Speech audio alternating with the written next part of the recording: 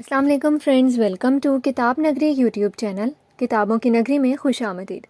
میں ہوں آپ کی ہوسٹ اقرا یاسین، اور آج میں آپ کے لیے لے کر آئی ہوں کتاب نگری کے ویب اسپیشل ناول وفا لازم ہے کہ ایپیسوڈ نمبر 10 کو لے کر۔ یہ تحریر ہے شازمین مہدی کی۔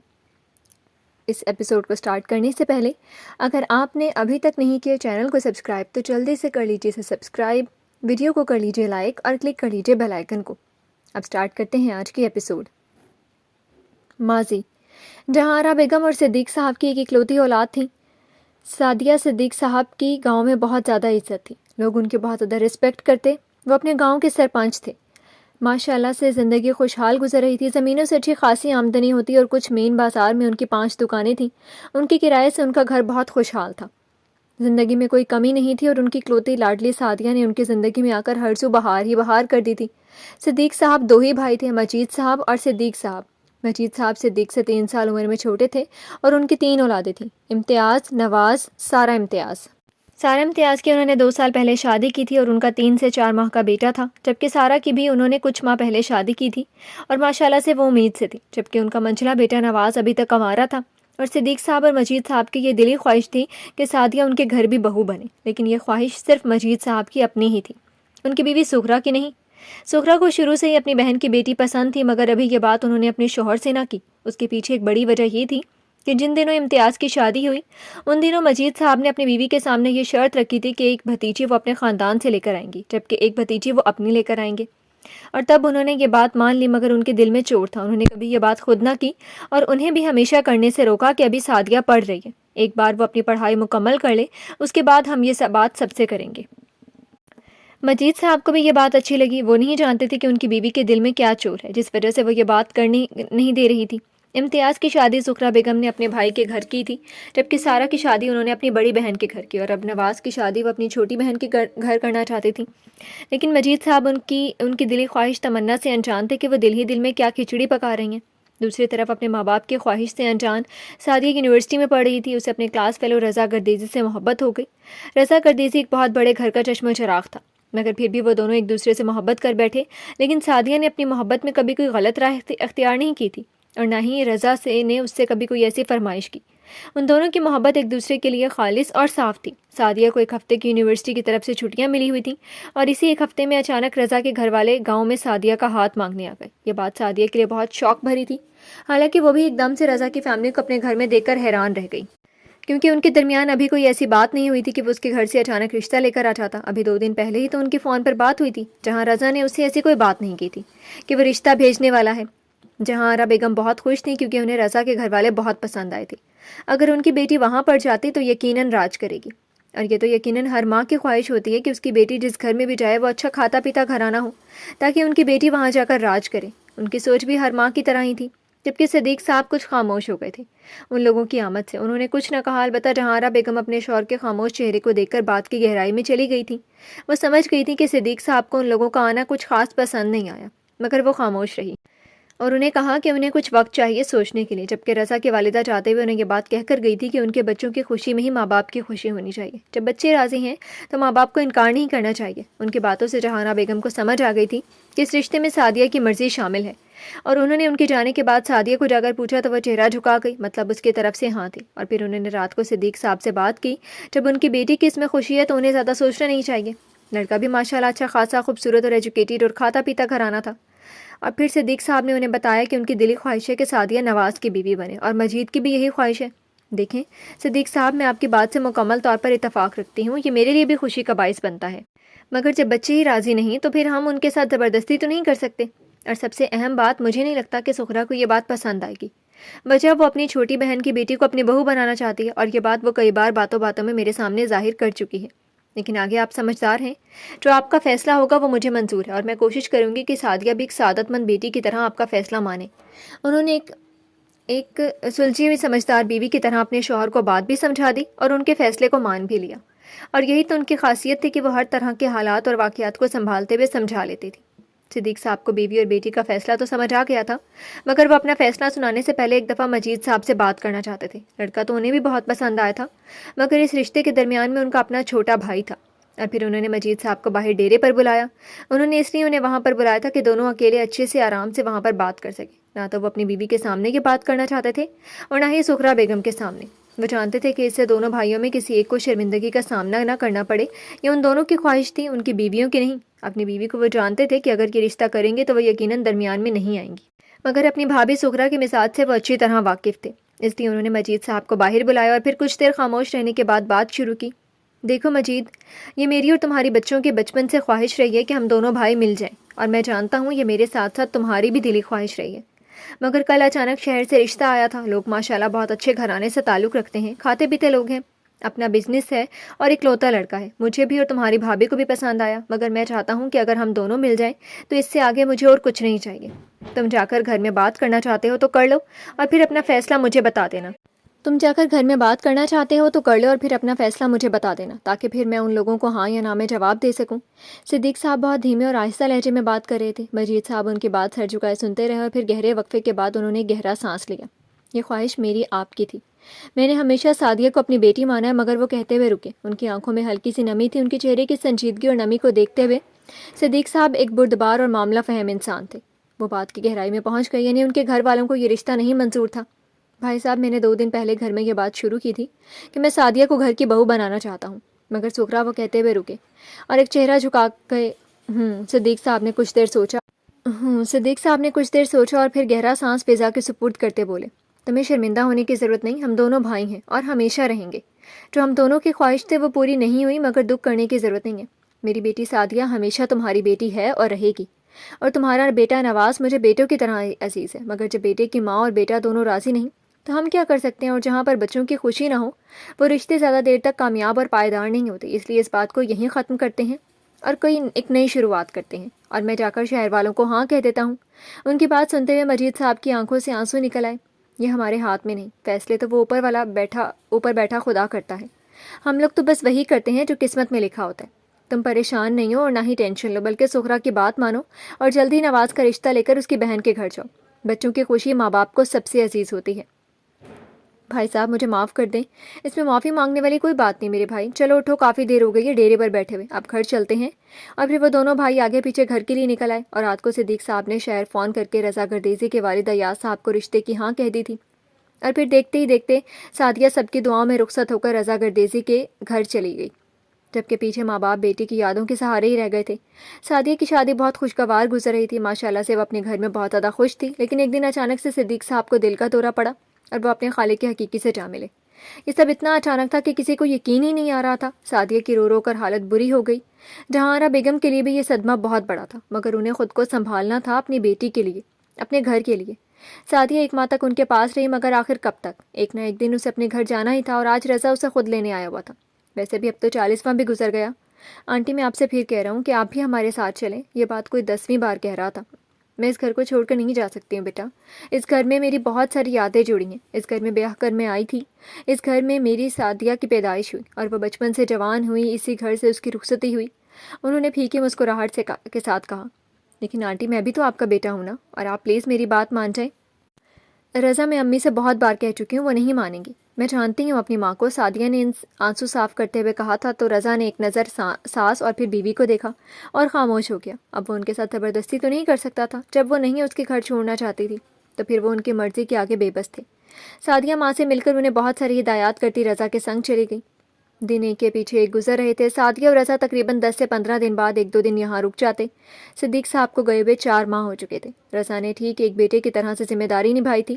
وہ جہاں آرا بیگم کا بہت خیال رکھتا، آتے ہوئے تقریباً ان کی ضرورت کی ہر اشیاء کو دونوں لے کر آتے۔ کتنی دفعہ جہاں آرا بیگم نے رضا اور سعدیہ کو منع کیا تھا کہ وہ اتنا تکلف نہ کیا کریں۔ الحمدللہ زمینوں اور دکانوں کا اچھا خاصا کرایہ آ جاتا تھا ان کے پاس۔ ان کا ان 4 ماہ میں اچھا گزارا ہو رہا تھا۔ اب تو ان کی عدت بھی گزر گئی تھی، مگر وہ اکیلی عورت تھیں، انہیں گھر باہر دیکھنا پڑتا تھا، اس لیے وہ زیادہ دن اندر بھی نہ رہ سکیں، ہر کام انہیں خود ہی کرنا تھا۔ ابھی کچھ دیر پہلے سعدیہ کی کال آئی تھی کہ وہ رضا آ رہے ہیں، 1-2 دن رکیں گے، وہ رضا کا پسندیدہ کھانا بنا دیں۔ اور جہاں آرا بیگم نے رضا اور سعدیہ کے پسند کا کھانا بنا دیا، مگر کافی وقت گزرنے کے باوجود ابھی تک وہ آئے نہیں تھے۔ ان کا دل گھبرانے لگا کہ اللہ خیر کرے، ابھی تک وہ دونوں آ کیوں نہیں رہے۔ جب سے صدیق صاحب گئے تھے، مجید صاحب یہاں نہیں آتے تھے کہ ظاہری سی بات تھی، جہاں آرا بہن جوان جہان عورت تھی، ان لوگوں کی زبانیں کون پکڑ سکتا ہے۔ کوئی اونچ نیچ نہ ہو جائے، کوئی کچھ کہہ نہ دے جو ان کی بھابھی کی عزت پر حرف آ جائے، اس لیے وہ آتے ہی نہیں تھے، جبکہ سارا اپنے گھر تھی۔ امتیاز کی بیوی تو کبھی پہلے ہی نہ آئی تھی، ابھی تو بہت دور کی بات تھی۔ امتیاز خود لاہور کے سلسلے میں ہوتا تھا، جبکہ نواز اپنے آپ اگر زیادہ وہ بھی نہیں آتی تھی۔ گھر میں اکیلے بیٹھ کر بھی وہ گھبرا جاتی تھی، لیکن کبھی کسی کے گھر نہ جانا ہوا، ہاں محلے کی کوئی عورت آ جاتی تو بہت اچھا وقت گزر جاتا۔ ابھی بھی ایک عورت آئی بیٹھی تھی اور سعدیہ کے بارے میں پوچھ رہی تھی کہ اللہ نے کوئی خاص امید لگائی کہ نہیں، جس پر انہوں نے کہا کہ بس جو اللہ کو منظور۔ ابھی تو کوئی ایسی بات نہیں تھی۔ وہ عورت بھی کافی دیر بیٹھ کر چلی گئی تھی، مگر دونوں ابھی تک نہ آئے۔ تھک ہار کر انہوں نے اندر جا کر انہیں فون کیا، مگر انہوں نے فون نہ اٹھایا تھا۔ تبھی رضا کا خود فون آنے لگا، اور جو خبر انہیں دی وہ بہت بڑی خوشخبری تھی۔ ان کی زندگی میں انہوں نے بہت ساری ہدایات دی سعدیہ کے بارے میں۔ رضا اس کا بہت سارا خیال رکھنا، اور ابھی یہاں آنے کی ضرورت نہیں ہے، پہلے 3 مہینے بہت احتیاط کے ہوتے ہیں، اس لیے بہت احتیاط کی ضرورت ہے۔ وہ کوشش کریں گے، خود شہر کا چکر لگائیں گی۔ اور پھر جہارہ بیگم کچھ دن شہر رہ کر واپس آ گئیں، اور سعدیہ نے بھی 1-2 بار چکر لگایا تھا یہاں کا۔ ڈلیوری سے کچھ دن پہلے رضا خود جا کر جہارہ بیگم کو شہر لے آیا تھا، اور شاید یہ ان کا گاؤں سے ہمیشہ دور جانے کا سفر تھا۔ سعدیہ نے ایک صحت مند گول مٹول سے بیٹے کو جنم دیا تھا، جس کا نام رضا نے بہرام گردیزی رکھا تھا۔ جہارہ بیگم نے بہرام کے 1 ماہ کے ہوتے ہی واپس جانے کا کہا تھا۔ وہ جاتے ہی اس سے پہلے سعدیہ بیمار ہو گئی۔ قریب 10 سے 15 دن اسے بخار رہا، پہلے بچے کی پیدائش، پھر بخار سے اسے بہت زیادہ کمزوری ہو گئی تھی۔ اس وجہ سے جہارہ بیگم کو رکنا پڑا، اور اب بہرام 3 ماہ کا ہو چکا تھا، اور 3 دن بعد ان کی گاؤں واپسی تھی۔ سعدیہ، اگر بہرام کی طبیعت زیادہ خراب ہے تو ہم شادی پر نہیں جاتے؟ رضا اپنے شہزادے کو دیکھتے ہوئے بولا، جو صبح تک تو ٹھیک تھا، مگر ابھی اچانک اسے وومیٹنگ ہونے لگ گئی تھی۔ نہیں نہیں بچے، تم لوگ اپنا پلان کینسل نہ کرو، بلکہ تم لوگ جاؤ، ہم رکتے ہیں، فضیلہ بیگم نے کہا۔ نہیں آپ سب جائیں، میں جو ہوں میں گھر پر ہی ہوں۔ حالانکہ رضا اور سعدیہ نے بہت اصرار کیا تھا کہ جہارہ بیگم ان کے ساتھ شادی پر چلیں، مگر انہوں نے سہولت سے انکار کر دیا۔ اپنے شوہر کے جانے کے بعد انہوں نے ایسے فنکشنز پر جانا چھوڑ ہی دیا تھا۔ آج رضا کی یونیورسٹی کی ایک دوست کی شادی تھی، جس کی شادی میں وہ سب لوگ جا رہے تھے، مگر سب کی بے حد اصرار پر بھی جہارہ بیگم نہ مانی، اور پھر بہرام کو وہ لوگ جہارہ بیگم کے پاس ہی چھوڑ گئے۔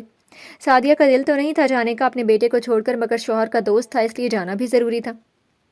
نہ جاتے تو اچھا نہیں لگتا، اس لیے ایاز صاحب، فضیلہ بیگم، رضا اور سعدیہ چاروں شادی پر چلے گئے تھے۔ رات کا فنکشن تھا، اس لیے وہ لوگ تقریباً شام کے وقت نکلے، اور پھر واپسی تک رات تک تھی، مگر اب وقت اوپر ہو چکا تھا۔ جہارہ بیگم کا دل گھبرانے لگا، ایک الگ سی بے چینی تھی، دل بڑا مضطرب کا شکار ہو رہا تھا۔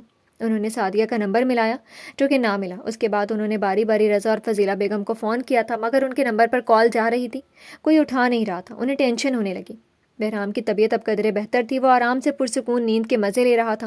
دل میں عجیب و غریب وسوسے آنے لگے کہ خیریت ہو، آخر کیوں سب ان کا فون نہیں اٹھا رہے تھے؟ حالانکہ ایسی لاپرواہی تو سعدیہ کبھی نہیں کرتی تھی، جانتی تھی کہ گھر میں بیٹا بیمار ہے اور وہ کال ریسیو نہیں کری۔ جہارہ بیگم کی نظریں گھڑی پر ہی ٹک گئی تھیں، جہاں پر گھڑی ٹک ٹک کرتی وقت کو اپنے ساتھ آگے بڑھا رہی تھی۔ 11 سے 12 اور 12 سے 1 کا وقت ہو گیا، مگر ابھی تک وہ لوگ نہیں آئے تھے۔ جہارہ بیگم یہاں پر کسی کو جانتی بھی نہیں تھی کہ کال کر کے ان کے بارے میں پتہ ہی کر لیتی۔ اسی سلسلے میں انہیں باہر عجیب سے سائرن کی آواز آنے لگی۔ یہ سائرن کی آواز بھلا وہ کیسے بھول سکتی تھی؟ یہ آواز تو ایمبولینس کی سائرن کی تھی۔ انہوں نے اپنے دل پر ہاتھ رکھا، کسی انہونی کے ہونے کے تحت کچھ تو ہوا تھا۔ ان کی ٹانگوں سے جان نکل گئی۔ سب کا ایک ساتھ فون نہ اٹھانا، اور پھر رات کے سنسان پہر اس طرح سے سائرن کی آوازیں، ابھی تک سب کا گھر نہ آنا، کچھ تو قیامت گزر گئی تھی۔ جہارہ بیگم فوراً کمرے سے باہر نکلی۔ دل تھا کہ پورے زور و شور سے دھک دھک کرنے لگا تھا، جبکہ پاؤں ساتھ ہی نہیں دے رہے تھے۔ چلنے میں ایسا لگ رہا تھا کہ کوئی چیز انہیں پیچھے سے کھینچ رہی ہو۔ انہوں نے خود کو ایک قدم سے گھسیٹتے ہوئے دروازے تک لایا۔ اس سلسلے میں باہر کوارٹر سے بھی باہر سب نکل آئے ہوئے تھے۔ سب گاڑیاں ان کے گھر کے مین گیٹ کے سامنے رکیں۔ شور کی آواز، وہ بھی رات کے 1 بجے ہونے کی وجہ سے ارد گرد کے گھروں کی لائٹس بھی آن ہو گئیں، اور لوگ باہر نکل آئے۔ ایک قیامت کا منظر تھا جو اس وقت وہاں پر پیش ہو رہا تھا۔ گردیزی مینشن پر ایک قیامت تھی جو ایک دم سے ٹوٹی تھی۔ سامنے ایک لائن میں کھڑی ایمبولینسوں کو دیکھتے ہوئے جہارہ بیگم ایک دم سادھے زمین پر گر گئی۔ سکینہ کامولی، وہ بھاگتے ہوئے ان کی طرف بڑھی، جبکہ پولیس کی گاڑیوں میں سے پولیس کے لوگ نکلتے ہوئے ایمبولینس کے دروازے کھولتے اندر سے سفید کپڑوں میں لپٹی لاشوں کو نکال کر اندر لے آئے، کیونکہ چوکیدار پہلے ہی دروازہ کھول چکا تھا۔ سب حیران پریشان رہ گئے تھے کہ یہ کیا سے کیا ہو گیا تھا۔ پل میں سب کے دماغ کام کرنا بند ہو چکے تھے۔ جہارہ بیگم ساکت ہو چکی تھی۔ یہ کیسی قیامت ایک دم سے ٹوٹی تھی ان کے سر پر؟ پہلے سر کا سہاگ چھن گیا، اور آج بیٹی اور بیٹی کے گھر والے چلے گئے۔ ان کی آنکھیں پتھر آ چکی تھیں، جبکہ زمین پر بیٹھی ساکت نظروں سے ان سفید کپڑوں میں لپٹے چہروں کو دیکھ رہی تھیں۔ پولیس کے آدمی نے آگے بڑھتے ہوئے ان کے چہروں سے کپڑے ہٹائے، اور سب نے اپنے منہ پر ہاتھ رکھ لیے تھے اپنی چیخوں کا گلا گھونٹنے کے لیے۔ بڑے صاحب، یہ کیا ہوا؟ اللہ رکھا، جو سکینہ کا شوہر گھر میں کام کرتا تھا، اس نے ہمت کرتے ہوئے آگے بڑھ کر پولیس والے سے پوچھا۔ ہائی وے پر آج بہت بڑا اور برا ایکسیڈنٹ ہوا ہے جس میں کئی جانیں گئیں اور ان کی گاڑی سامنے سے آتے ہوئے ٹرک سے ٹکرا گئی اور ٹرک آئل ٹینکر سے، جس کی وجہ سے بہت زیادہ نقصان ہوا۔ آگ بھڑک اٹھی۔ ابھی آپ لوگ شکر ادا کریں کہ لاشیں جلی نہیں، ورنہ وہاں کا جو منظر تھا وہ بہت ہی زیادہ ہولناک تھا۔ دیکھنے والوں کی روحیں کانپ اٹھیں، رونگٹے کھڑے ہو گئے۔ پولیس والا اپنے سر سے کیپ اتارتے ہوئے انہیں تفصیل بتانے لگا۔ پتہ نہیں آج کتنے گھروں میں ماتم بچھا، کتنے گھروں کے چشم و چراغ بجھ گئے تھے اس حادثے کی وجہ سے۔ اسی لیے کہتے ہیں کہ ڈرائیونگ ایک بہت بڑی ذمہ داری ہے جو آپ کے کندھوں پر ہوتی ہے، اور ڈرائیونگ کرتے ہوئے سب رولز کو فالو کرتے ہوئے گاڑی کو چلانا چاہیے، مگر شاید یہ ان کی قسمت میں تھا اور ایسا ہونا ہی لکھا تھا۔ بہرام کے سر سے اس کے ماں باپ، دادا دادی کا سایہ چھن گیا تھا۔ ان لوگوں کو واپس نہیں آنا تھا، وہ جا چکے تھے، جبکہ جہارا بیگم کو اب خود کو سنبھالنا تھا۔ حالانکہ انہیں اب حوصلہ تو نہیں آنا تھا، ان کی بیٹی سعدیہ اور داماد رضا نے واپس آنا تھا، مگر پھر بھی انہیں بہرام کے لیے زندہ رہنا تھا۔ سعدیہ، رضا اور باقی سب کو گئے ہوئے 40 دن گزر گئے، سب کی زندگیاں معمول پر آ گئی، مگر وقت تو رکا تھا جہارا بیگم اور بہرام کے لیے، مگر انہیں اس کے لیے خود کو گھسیٹنا تھا۔ جہارا بیگم کی اب تو آنکھوں سے آنسو تک ختم ہو گئے تھے، وہ معمول پر آنے لگی اور وقت گزرتا گیا۔ بہرام آہستہ آہستہ بڑا ہو گیا، مگر اس کی زندگی میں ایک خلا آ گئی، اس کے ماں باپ کی کمی۔ مگر جہارا بیگم اپنی ہر ممکن کوشش کرتی کہ اسے اس کے ماں باپ کی کمی محسوس نہ ہونے دیتی۔ بہرام 5 سال کا ہو چکا تھا، تبھی ایک دن وکیل گھر آیا۔ اس نے جہارا بیگم کو بتایا کہ ان کا کاروبار نقصان میں جا رہا تھا، کیونکہ مالکوں کے بعد کون چیزوں کا خیال رکھتا ہے، سب اپنی اپنی جیب بھرنے میں مصروف تھے۔ کمپنی کو بہت زیادہ نقصان ہو رہا تھا، اور ایسے میں اگر بہت زیادہ بھی کمپنی چلتی تو کم از کم 1 سال اور چلتی، اور اس کے بعد وہ بیکار ہو جاتی۔ وکیل شاید کوئی انسان کا بچہ تھا کہ اس نے وقت پر یہ ساری حقیقت سے آگاہ کر دیا اور انہیں اچھا مشورہ دیا کہ وہ اس کمپنی کو نیلام کر دیں، کیونکہ وہ زیادہ پڑھی لکھی خاتون نہیں تھی کہ جا کر کمپنی کے معاملات دیکھتی، اس کو سنبھال سکتی، اور نہ ہی بہرام ابھی بڑا ہوا تھا کہ جا کر کمپنی کو دیکھتا، اور کوئی خاندان میں بھی نہیں۔ رضا کے والد خود بھی اکیلے تھے اور آگے ان کا بیٹا بھی اکلوتا تھا، اور شاید یہ قسمت کی بات تھی کہ ان کا پوتا بھی اکلوتا ہی تھا۔ جہارا بیگم نے تقریباً 5 سے 6 دن ہر طرف سے سوچا، اور وہ اسے نتیجے پر پہنچی تھی کہ جو وکیل صاحب نے کہا وہ بالکل ٹھیک تھا۔ وہ کمپنی کے معاملات نہیں دیکھ سکتی تھی، انہیں یہاں کے ماحول، یہاں کی چیزوں کے بارے میں نہیں پتہ تھا۔ ان 5 سالوں میں وہ زیادہ سے زیادہ گاؤں بھی 4 سے 5 بار گئی تھی۔ ان کا گاؤں بھی چھوٹ چکا تھا، وہ گاؤں جس سے وہ گہری محبت رکھتی تھی، مگر اپنے نواسے پر انہوں نے اپنی محبت کو بھی قربان کر دیا۔